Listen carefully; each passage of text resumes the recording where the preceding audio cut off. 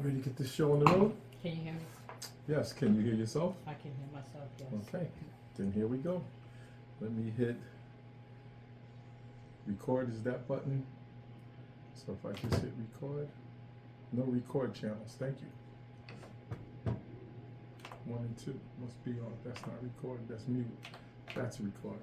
Okay, try it again. I said when I hit the record, nothing happens. I gotta hit record and play. Okay, I think we're recording. Okay. Welcome back to another edition of Living Your Best Life with AJ and Karoline. I am Karoline, and my co-host is AJ, who's sitting right across from me. Hey, AJ. What's up there, Karoline? Nothing much. I had a long day today, but you know what? I don't even care because I'm living my best life. It's a snow day this year. We I had another know. snow day. I know, but we didn't get enough snow to close things off. We got enough snow to just aggravate people. And you know, people get aggravated all the time. Well, yeah, my snow day was great for me. Yeah, I know it was. Yeah. Yeah. So, like I said, this is another edition of Living Your Best Life with Karoline and AJ. I'm Karoline, this is AJ. Now, we don't have a guest today, and that's okay, because today I want AJ to talk about all the exciting things he's been doing since his retirement and even before. Because the reason why I even have this podcast is because I was loving it so much how this man over here was living his best life. He inspired me to live my best life. So, you know, we're going to talk about him tonight. Show you right. That's right. So, why don't we start with you just telling us what your life is like now that you are retired, sir? You are retired. I'm not retired, but you are retired.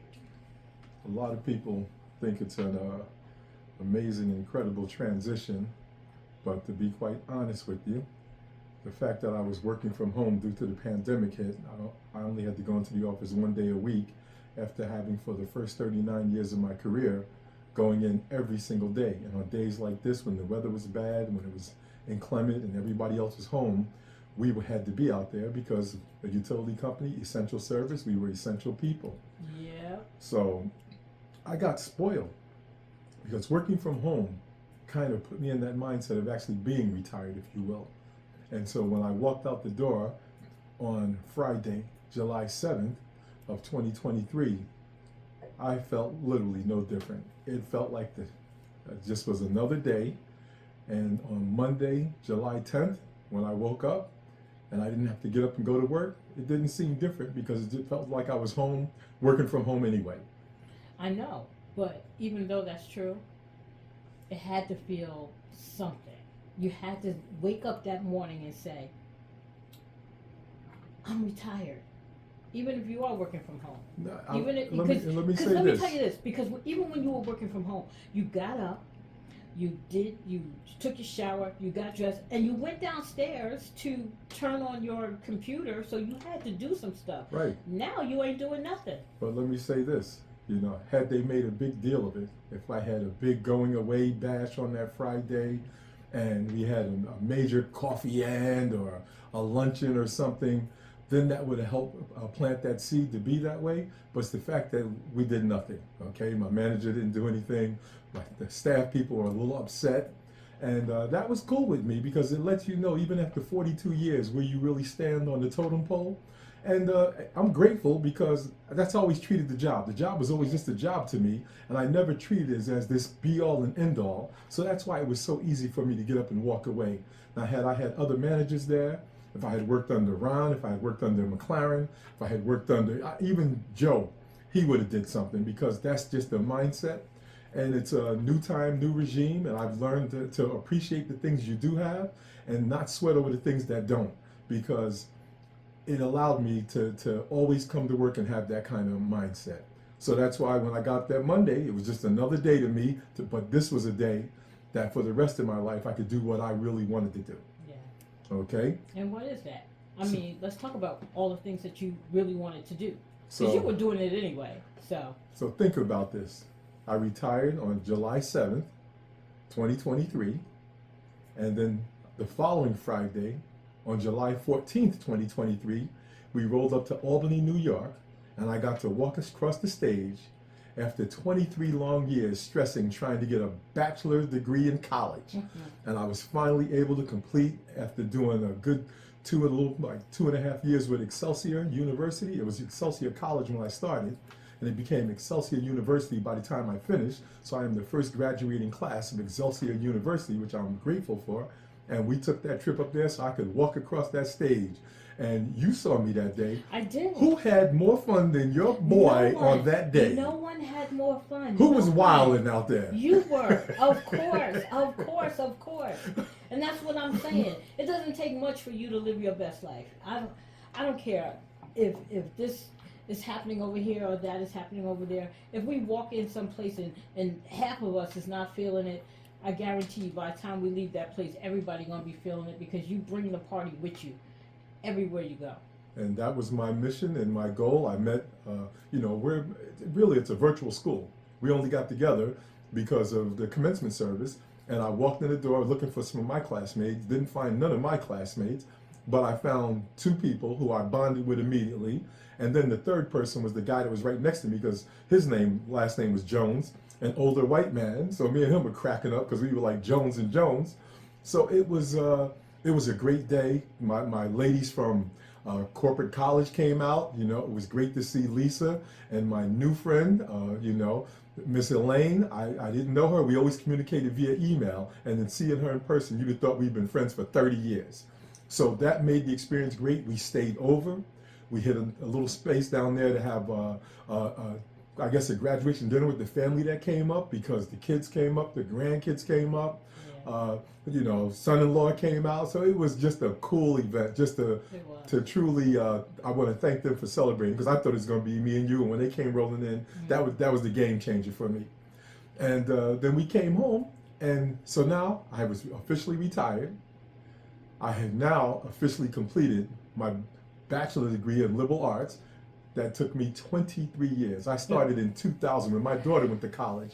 We both went in together. She did hers, she had a child and graduated, and I struggled just to get through mine, but I did it. Now that you have it, how does that make you feel? Well, we're going to kick that down the road a little bit. Well, we're going to kick that down the road a little bit. Because now we're going to move up, because this is all July. And on July 20th, do you remember that day? No. You will in a minute, because I threw my own damn retirement party. Oh, that's right. So on July 20th, I put the feelers out. I reached out to a spot that I love, and they said, yeah, we can do it. And we brought in about almost 70 people came to my little bash. And we had, when I tell you, we had such a wonderful time. It was intimate. We had our own little private space. And what I loved the most, it was the people who were there were the people who I really, truly care about. Yeah. I put out feelers to a lot of folks, and I understand that folks that couldn't make it. That's cool. You know what I always tell you, whenever we go somewhere, you don't worry about those who don't come, because who's ever there is supposed to be there, and that's who you make the party with. And that's what we did. And I just looked around the room, and I just had so much joy and glee. Yeah. That's what I felt like my Friday would have been at work. But my Friday was I went in, just packed up the little few things I had left, walked around, spoke to a few people, and then I bounced out the door, and that was it. This was where we got a chance to walk around and say those goodbyes and also some hellos to folks, and that was incredible. And the highlight of the whole function is even the general manager, when he sees me when I pop in there, to this day, he still says to me, he says, I wanted to say something to you before I got out of there because I had to leave early. He said, but when I popped my head in, you were still on your speech. He said, what was that, like a 2-hour speech? Yeah, that speech. Usually when you go to a retirement party, you have your guests usually talk about you. But you took the mic, and nobody got the mic after that. But a few people, I took the mic back and gave it to a few people, but it was amazing. But then after the fact, though, individuals said that it was like quite possibly the best retirement party that they ever been to. So it actually worked. Yes. So what she's speaking on is normally when you go to those events, you're guest of honor sits there in the big chair, and then everybody comes up and says all those wonderful things about the guest of honor. Yes. But you know, this is your boy AJ, and you know I have a band called Flip the Script. So you know what that means. All we do all day is flip the script. Yeah. So instead of people coming up to talk about me, I basically took the mic and walked around the room and explained to everybody why this person was here. Because what you have is quite a few folks knew each other, but there are people in the room that are looking at somebody and don't know who that person is, and the only connection they have to that person is me. And so now I'm explaining to people why these people are in the room. And one of the biggest highlights for me was my old manager, Ron Walsh, and his lovely wife, Jean. The fact that they came to my bash, and it wasn't nothing over the top spectacular. It wasn't like we were at the Galloping Hill Inn, or wasn't that like La Brea up on the hill. This was the Stage House. It's just a nice little spot where we go in there and hang out. And it was their 11th wedding anniversary. That's right. They could have been out the country. They could have been, you know, down in Florida where they hang out. They could have been anywhere, and they chose to come celebrate my retirement with me. So I made sure I got them a nice little bottle of champagne, and I recognized them for coming out there to celebrate with me. So that's the type of things, when you talk about living your best life, that's what makes living your best life special. Absolutely. And they enjoyed being there because they knew you were going to be there, and they have a lot of fun with you. So it was all good. It was all good. And so we had to keep that party train going because our grandson graduated prior to me. Yes, he did. Yes, he did. So he graduated in May, and we got to celebrate with him and his whole Rutgers contingent. And our daughter did a beautiful thing for him at the other Stage House, which was cool. So we both did our celebration at the Stage House, but different locations. Yeah. And but what we wanted to do was something even more special. And what did we do? Well, we went to Jamaica. Oh, my. We went to Jamaica, You got to come back home, man. Come back. And I have to tell you, the only thing missing from that trip was Junior didn't come with us. Had Junior came, then it would have been the full family contingent, but we represented hard in his absence. And I have to tell you, every time I land on the shores of Jamaica, it is, I don't know like I ain't Alex Haley, and I didn't trace my roots and where my family really comes from. I know, you know, a lot of our history starts in North Carolina, but we came somewhere before there, right? And every time I hit the shores of Jamaica, I swear to you, I feel like that island is speaking to me. I feel like I have some roots or something there that are calling me back to that island. And we stayed at a place called Iberostar Beach House. And they took us over to see the suites, and that just knocked our socks off to the point that we are now family members with all them folks now, because it just meant something. And now we will have the ability and opportunity to travel, not just there, but anywhere we choose to. But it'll always be, Jamaica will be the place where those roots were laid down. And it was a short trip. I think we were there from Sunday to Tuesday, or Saturday to Tuesday. And but what was the greatest thing for me is my granddaughter. We got to fly with her on the plane. She got to take her first air flight. Yes, she got to play under. She doesn't know the difference between the Jersey Shore and the Jamaica Shore, but she was all in that sand and in the water. That girl loves to be outside, and just to see the glee on her face and the fact we were all together. Grandson had girlfriend, Kayla was with us, and it was just wonderful. If I have to tell you about a wonderful family trip, remember when we used to go out to the Poconos and hang out at the Poconos with the family? That used to be our family trip. That's what that reminded me of. Because it's just, you're not oblivious to what's going on around you. What are you doing? You're just out in that space, living your best life. Living your best life, y'all. We live in our best life. So this is the great part. So when we went to Niagara Falls for your birthday, which was the previous year, that would have been 2021.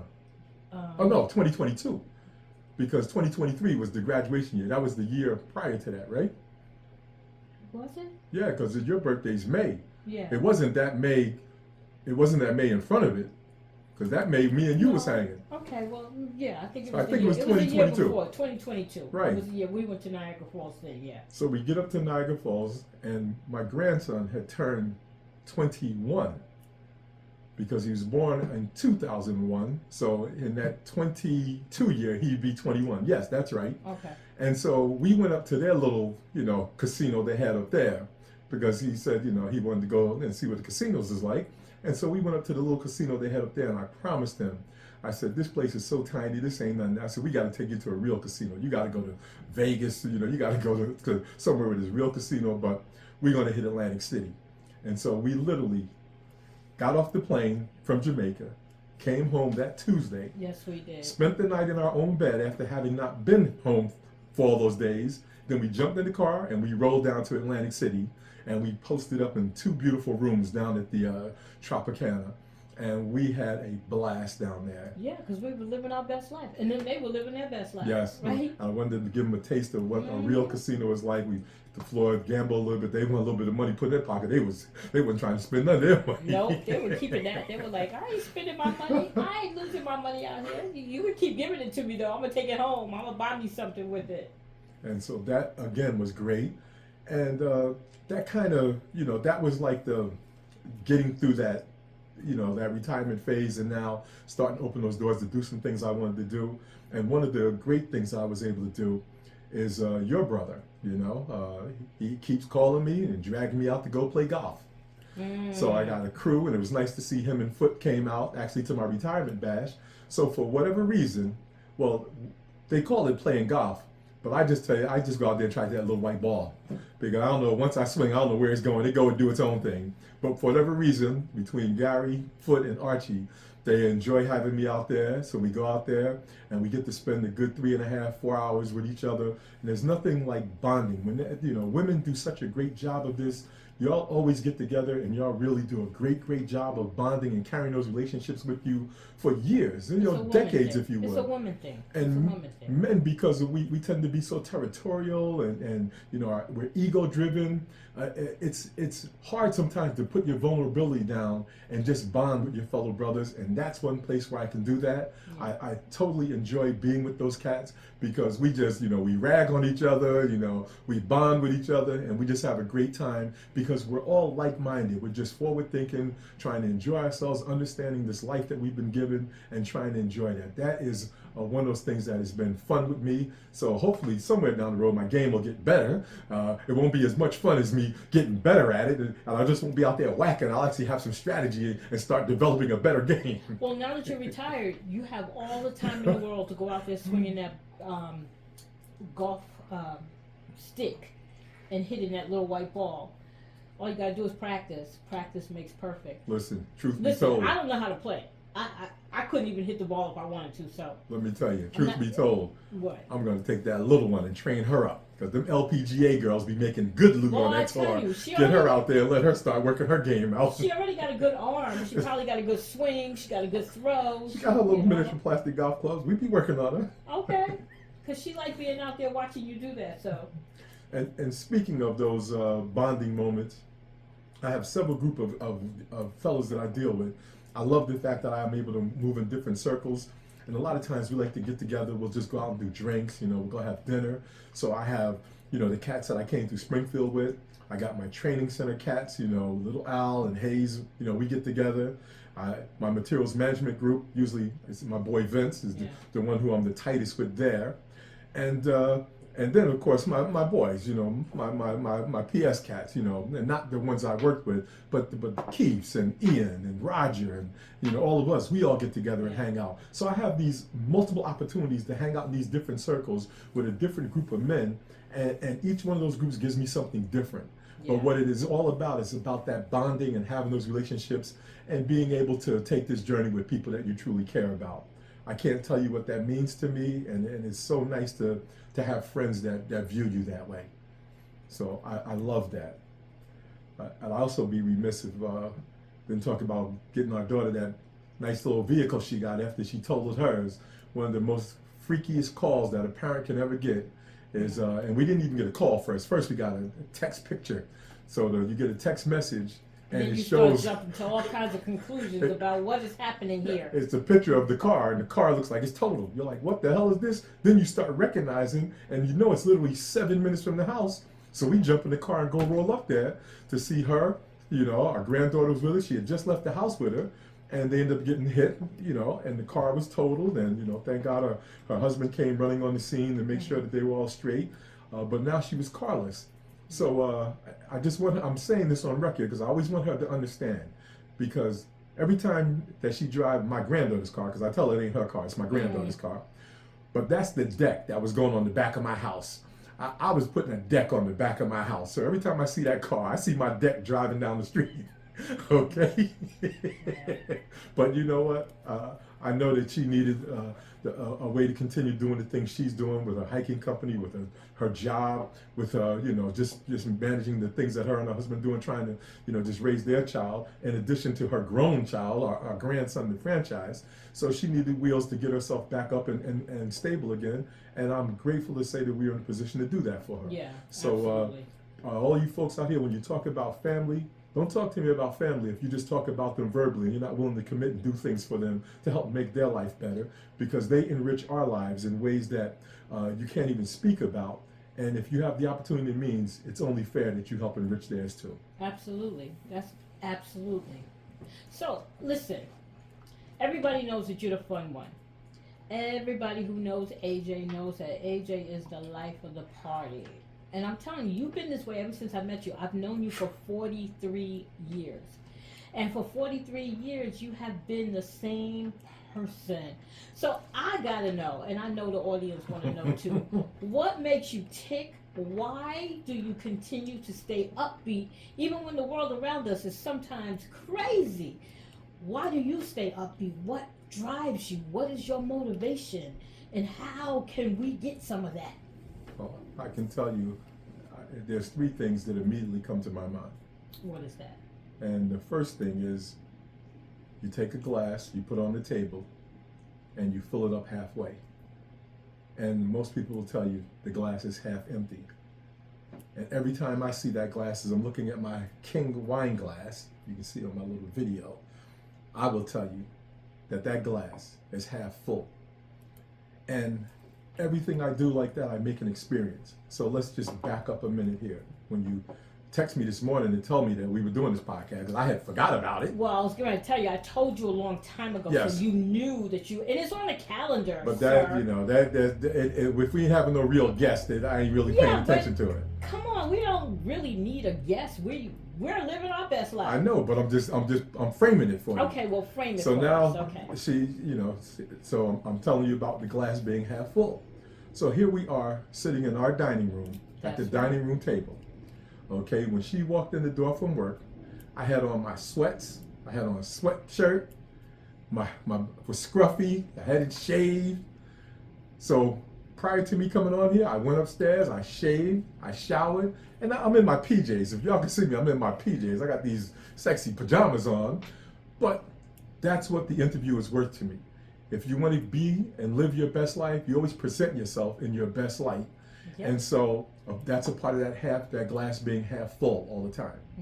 The second thing I would say to you is the fact that the people closest to me are gone. My sister passed away in 1990, 38 years old, a young woman. My mother passed away 2 years later in 1992 at 53 years old. And then in 2012, my brother passed away at 44 years old. So as I sit here at 63 years old, and we can move that back because the minute I crossed over from the age of 54, I was already the oldest living person in my immediate family.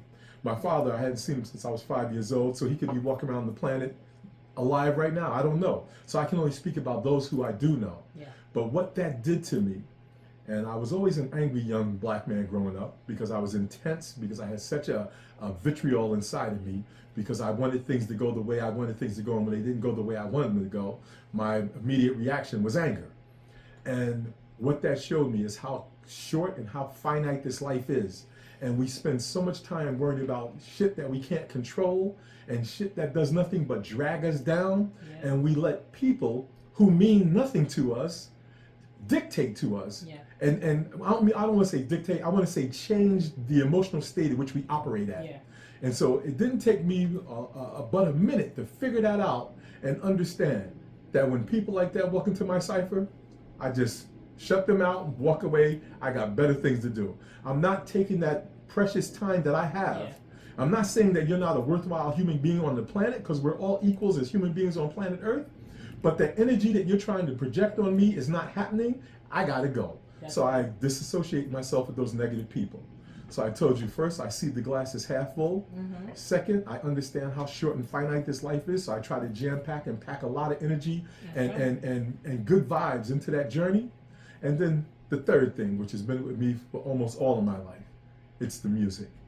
Yeah. There is nothing in my life that gives me greater joy than music. I can be listening to it. You listen to your favorite artist, boy, it can do something to you. That's true. You can go see shows. And I had to write down some of the shows that we have seen because I wanted to just let you folks understand how we roll. Yeah. So listen to the shows that me and Mama have seen, okay? We saw Trombone Shorty in Atlantic City. We saw Olita Adams and Mesa Leak in the Union County Performing Arts Center. We saw the Average White Band open up for KC and the Sunshine Band back at Atlantic City. We saw Earth, Wind, and Fire, okay? Earth, Wind, and Fire. Yes, yes, yes. Okay, back at Atlantic City, all right? Then we saw Kim with Marsha Ambrosius opening up for him at one of my favorite places to see a show is NJ Pack. NJ Pack. You cannot get past the acoustics in NJ Pack. Then we saw an Earth, Wind, and Fire tribute band because having just seen them, we wanted to see what they could do. These brothers are from the DMV area. That's Delaware, Maryland, and Virginia. And my God, there was about 14, 15 of them on them stage, and they burned it down. They did. It we was had such amazing. a good time, yes, sir. Then we went to New York City, and we saw Joey Alexander at Birdland with his trio. That's what we've done in like the last I'm thinking about it. I'm like, 6 months of this time. We've been running. Okay. In addition to that, I've had a chance. My band perform. We did our first gig in July at Spiota Park. Usually it rains on us. It didn't rain on us, thankfully. We actually had a great show. We truly enjoyed ourselves. The highlight for us is we did our first New Year's gig.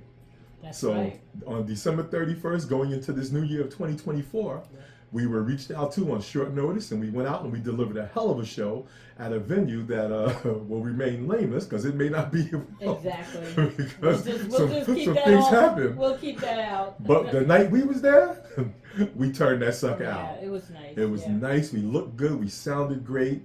And that's setting us up for a gig that we're going to have coming up at the Venerable SOPAC building at their lofts on February 28th. So everybody stay tuned because that's going to be our next venture. So that's my opportunity. I got to watch people who I love out there doing their thing. I got to sit in the middle of it and perform. Yeah. Okay?